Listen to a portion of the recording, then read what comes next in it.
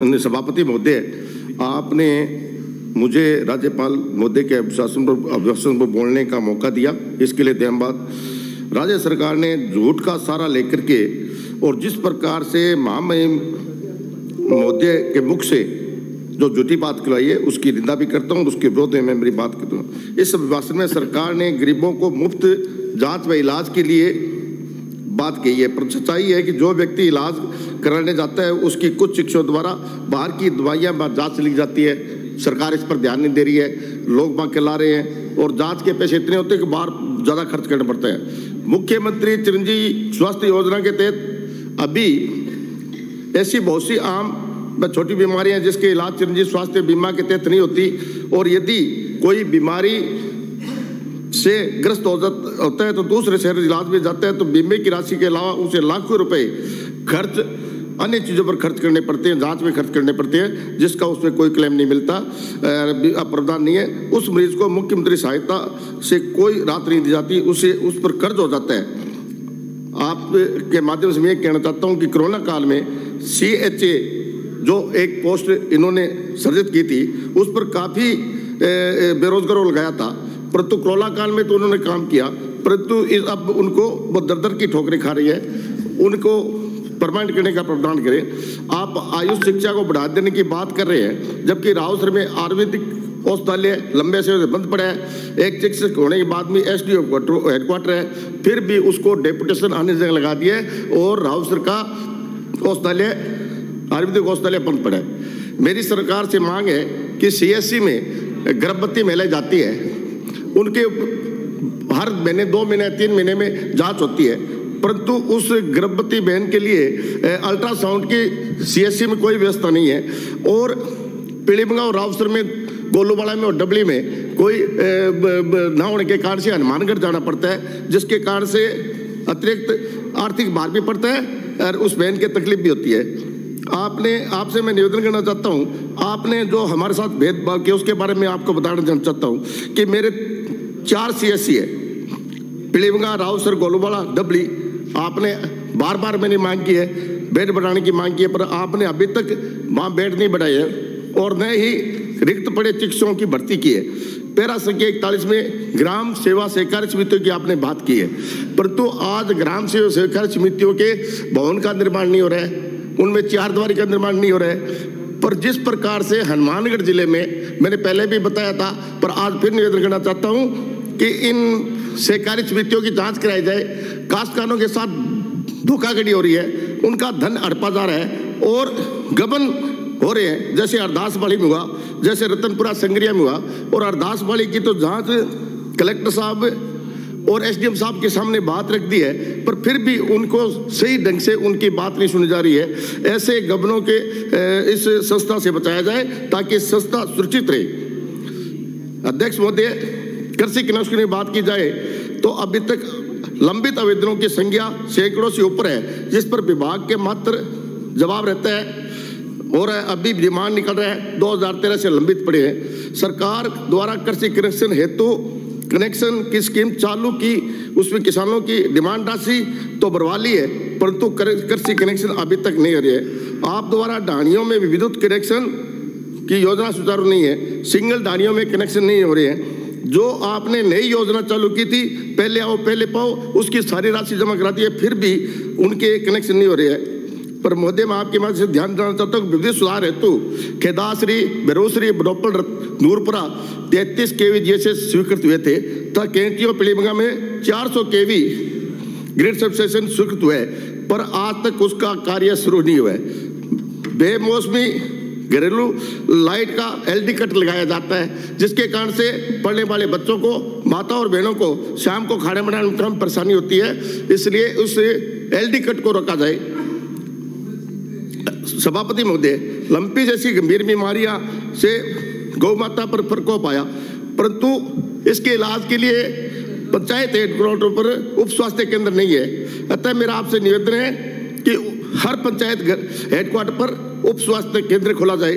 अध्यक्ष सभापति महोदय, गौमूत्र नस्ल सुधार हेतु मेरे निर्वाचन क्षेत्र राउसर में HGM बछड़ा पालन केंद्र 2008 में स्वीकृत हुआ, 18 में स्वीकृत हुआ था और बनकर तैयार हो गया है, परंतु अभी तक उसको सुचारू रूप से चालू नहीं किया जा रहा है। निश्चित गौवंश को आश्रय देने के लिए आपने प्रत्येक 85 पर नंदीशाला खोलने की घोषणा की है, परंतु मेरे विधानसभा क्षेत्र में एक भी नंदीशाला नहीं खुली है। अध्यक्ष सभापति महोदय, पैरा संख्या 147 में सरकार ने यह दावा करी है कि हमने 4 साल में कानून व्यवस्था सुदृढ़ की है, परंतु धरातल की बात यह है कि आम आदमी अभी भी थाने में जाने से डरता है और यदि थाने में जाता है तो इतना व्यापक भ्रष्टाचार है कि अपनी जेब भारी करवा के जाना पड़ता है। लूट चोरियां की अभी तक बरामदी नहीं हो रही है। सभापति महोदय, सरकार ने पूर्ण चाहूँ कि हनुमानगढ़ श्रीगंज में बढ़ते हुए मेडिकल नशे को रोकने के लिए सरकार क्या कर रही है। मैं आपका कहना चाहूँगा कि मेडिकल नशों में वृद्धि का मुख्य कारण पुलिस की विफलता है। हमारे क्षेत्र में यह हालात है कि हर कोने में पुलिस की नाक के नीचे चिट्टा, हेरोइन समेत नशीली गोलियां बिक रही है। हाल ही में पीलीभंगा में नशेड़ियों द्वारा जो समय का धंधा करते थे, उन्होंने पेट्रोल डाल करके एक मासूम बच्चा जो छोटा सा और उसकी माँ जो जला दिया, जिनकी मृत्यु होगी, पर पुलिस आज तक उस पर कोई कार्रवाई नहीं की है और न ही उन धंधा करने वाले को, समय का धंधे वाले करने को पकड़े हैं। अध्यक्ष सभापति महोदय, यदि आप एक दिन इस बढ़ते हुए नशे के लिए सदन में चर्चा कराएं ताकि युवा पीढ़ी इस चुगल से बचाया जाए। सभापति महोदय, कानून व्यवस्था सुदृढ़ करने के लिए सरकार ने मेरे क्षेत्र में एक भी नई पुलिस चौकी स्थापित नहीं की है, ना ही चौकी के थाने में क्रांति किया है। आपसे निवेदन है कि डबली चौकी को थाना बनाया जाए, व गंदेली को नई चौकी स्थापित किया जाए। पैरा संख्या 162 में ढाणियों व बस्तियों में स्वच्छ पेयजल कराने के लिए बात कर रहे हैं, लेकिन मेरे सदन में हर बार सरकार से ध्यान दिलाने की बात की है। पेयजल योजना तहत आपनी योजना जो सबसे बड़ी योजना मेरे विधानसभा क्षेत्र में है, परंतु आपनी योजना का आज तक कोई विस्तार नहीं किया गया है, न ही जल जीवन मिशन से उसे जोड़ा गया है। और जिन कृषि भूमि का 90A और B में तहत भू उपरूपांतर कर दिया गया है, उन्हें स्वच्छ पानी उन कॉलोनियों को दिया जाए ताकि वहां के लोग फ्लोराइड पानी न पिए। आप पैरा संख्या 163 में जल जीवन मिशन के तहत कार्य की बात है, परंतु प्रदेश सरकार द्वारा अभी तक अपने हिस्से की राशि उपलब्ध नहीं कराई है। जल जीवन मिशन के तहत ऐसी परियोजना पूर्ण गांव की रसीद काट दी गई है, परंतु आज तक उनको न तो पाइप डाली गई है और न ही उनको किसी प्रकार का कनेक्शन दिया गया है। पर मैं आपसे निवेदन करना चाहता हूँ, बडोपर डेर जो बहुत बड़ा पर्यटन क्षेत्र है और 500 के लगभग ढाड़ियाँ है, स्कीम तो उनके नाम से बढ़ा दी गई है, परंतु अधिकारियों द्वारा 500 ढाड़ियों को राम भरोसे छोड़ दिया गया है। वो लोग फ्लोराइड पानी पी रहे हैं। सरकार ने क्षेत्र में चिन्हित करने की बात की थी। एटा सिंगरासर माइनर की मांग उससे कर रहे थे, परंतु आज तक सरकार ने पहले DPR बनाई, सारी बात की, पर एटा सिंगरासर माइनर की आज तक कोई बात नहीं की है। भाखड़ा में इंदिरा गांधी परियोजना निर्माण के समय खालों का निर्माण किया गया था, अब क्षतिग्रस्त हो चुके हैं, परंतु दुर्भाग्य की बात यह है कि उन खालों का जीर्णोद्धार के लिए कोई बजट 4 साल में जारी नहीं किया गया है। सभापति महोदय, दुर्भाग्य की बात यह है कि हमारे पूरे क्षेत्र में तो CID के खालों का निर्माण किया जा रहा है, परंतु हमारे क्षेत्र में CID के कोई खाले नहीं बने जा रहे हैं। सरकार हमारे साथ भेदभाव करी है। मेरे निर्वाचन क्षेत्र में बहुत बड़ा क्षेत्र सेमग्रस्त है, परंतु सरकार द्वारा उस पर कोई ध्यान नहीं दिया जा रहा है। सेमग्रस्त क्षेत्र में ध्वस्त खालों को पुनः निर्माण किया जाए। आप द्वारा सड़कों का सुदृढ़ीकरण की बात की गई है, पर 20-25 साल पहले जो सड़कें बनी थी वो आज भी वैसी की वैसी पड़ी है और 40 ऐसी सड़कें हैं जो मेरी विधानसभा क्षेत्र में क्षतिग्रस्त है और उसका कोई धनी धोर नहीं है। इसके अलावा शॉर्टकट जाखड़ा वाली रावसर सड़क बहुत ज्यादा क्षतिग्रस्त है और पूरे दिन उस पर वाहनों की आवाजाही बहुत रहती है, पर सरकार से मांग करता हूं कि शॉर्टकट जाखड़ा वाली रावसर सड़क का जीर्णोद्धार कराया जाए तथा उसका चौड़ीकरण किया जाए।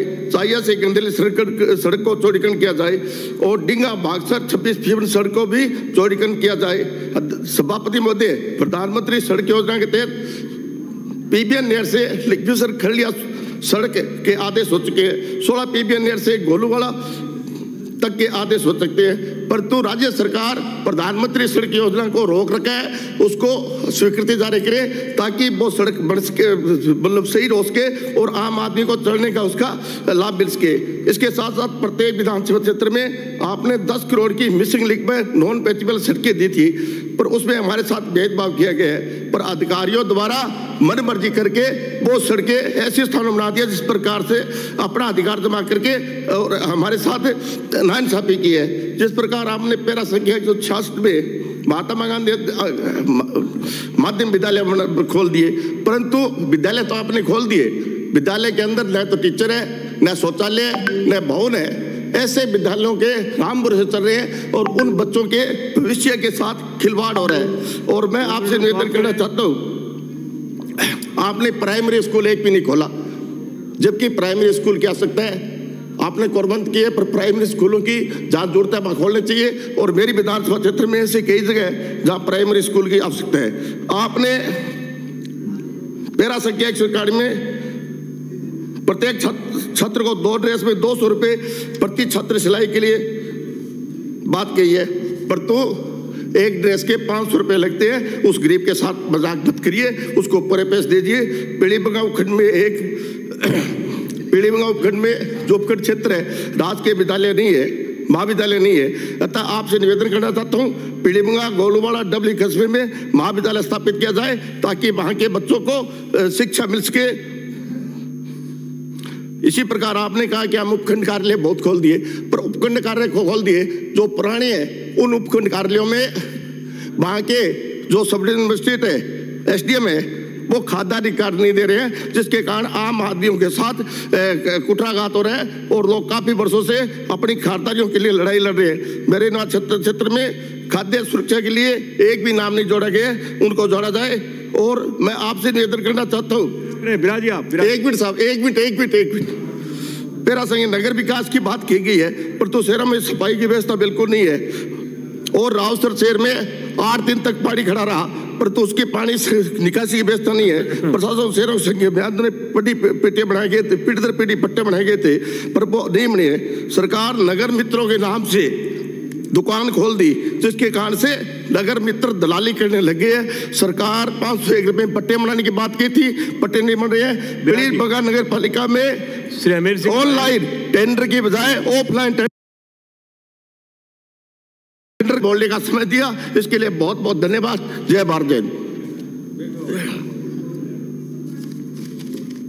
माननीय सभापति महोदय,